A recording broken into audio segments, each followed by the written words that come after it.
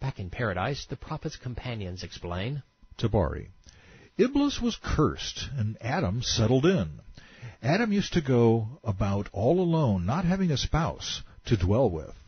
He fell asleep, and when he woke up, he found sitting at his head a woman who had been created by Allah from his rib. I know you've heard this before, but so had Mohammad. He asked her what she was, and she replied, "A woman."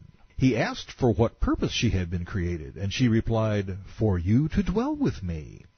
The angels, looking to find out the extent of Adam's knowledge, asked him her name. He replied, "Eve," because she was created from a living thing. And Allah said, "Adam, dwell in paradise. Eat freely of its plenty wherever you wish." The omission of God's warning not to eat of the tree of the knowledge of good and evil may not have been left out of this account by accident. In Islam there is no choice, and therefore no reason for the tree. While it exists in other variations, it serves no purpose. Man is predestined to his fate. The reason for the tree in Genesis is to provide Adam with a choice. It is the same choice we must all make, love God or reject Him. Love cannot be compelled. Even God cannot require love. A tradition reveals, He then cast slumber upon Adam, as we have heard from the people of the Torah, among the people of the book. I'm told that confession is good for the soul. At least they had the good sense and common courtesy to say where Mohammed stole his material. Tabari. Iblis wanted to meet them in paradise, but the keepers prevented him from entering. He went to a snake, an animal with 4 feet like a camel. Iblis tried to persuade it to let him enter its mouth and take him to Adam. The snake agreed, passed by the keepers, and entered without their knowledge, because that was Allah's plan. If Allah's plan was to help Satan deceive man, you know whose side Allah is on. Iblis talked to Adam from the mouth of the snake, but Adam paid no attention to him. So Iblis said, "Adam, may I lead you to the tree of eternity and power that never decays? Both you and Eve will have eternal life and will never die." Since there was no death or dying in paradise, how would Adam know what decay was? How would he be enticed to be eternal when he was created that way? I give you good advice. By tearing their clothes, Iblis wanted to show them their secret parts, which had been concealed from them. From his reading of the books of the angels, he knew what Adam did not, that they had secret parts. Wait a minute. Adam is supposed to be smart and the angels stupid. Now we're told the angels are smart enough to have books, and Adam is oblivious. Tabari. Adam refused to eat, but Eve came forward and ate.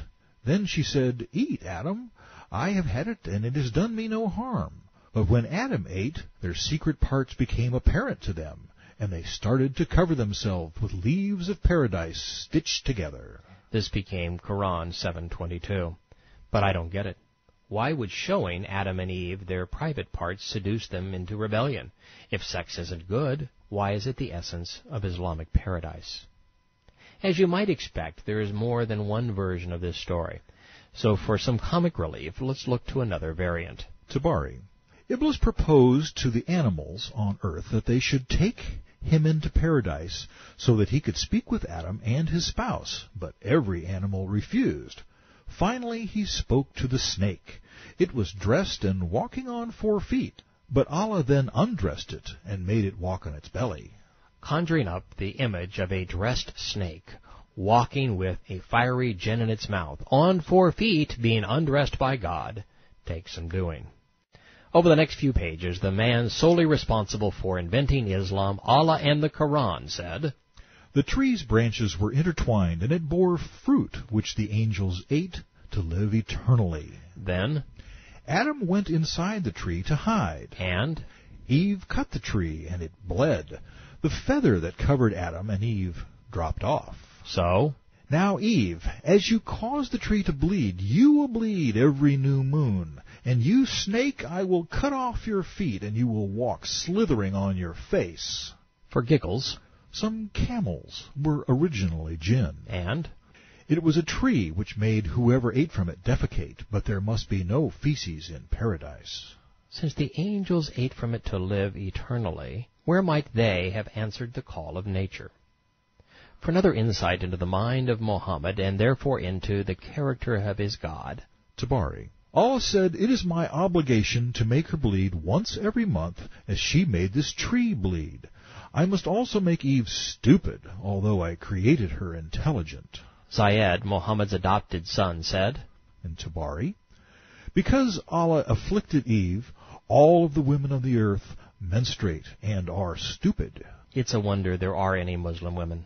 It's a wonder feminist organizations are silent. Why do they tolerate a doctrine that demeans 600 million women? An interesting insight here is also that Eve does not appear in the Old Covenant Scriptures. It's Chaba, which means life-giver. Eve is the name of a pagan goddess. Not being very smart, Mohammed and Allah picked up on the pagan corruption of the sun goddess rather than call Chaba by her scriptural name.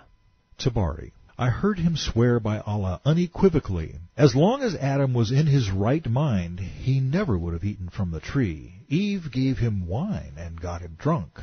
She led him to the tree. Mohammed didn't like women very much. That much is obvious. Bukhari.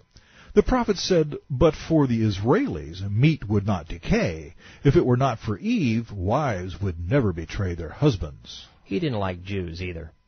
The messenger said, "Friday was the Lord of days. On Friday Adam was created and cast down to the earth. The duration of Adam and Eve's stay in paradise was 5 hours." As usual, Mohammed had a reason for enduring the criticism these preposterous accounts surely brought him. Friday was important. Mohammed and his followers had previously observed the Jewish Sabbath and prayed facing the Temple Mount in Jerusalem. It seemed only natural. They had taken everything else from the Jews. But eventually the Jews in Yathrib, today's Medina, mocked the messenger one too many times. So Mohammed decided to differentiate his Islam from the religion of his tormentors. Saturday was theirs. Sunday was taken. So Friday became the Lord of Days. All Mohammed needed was a little justification.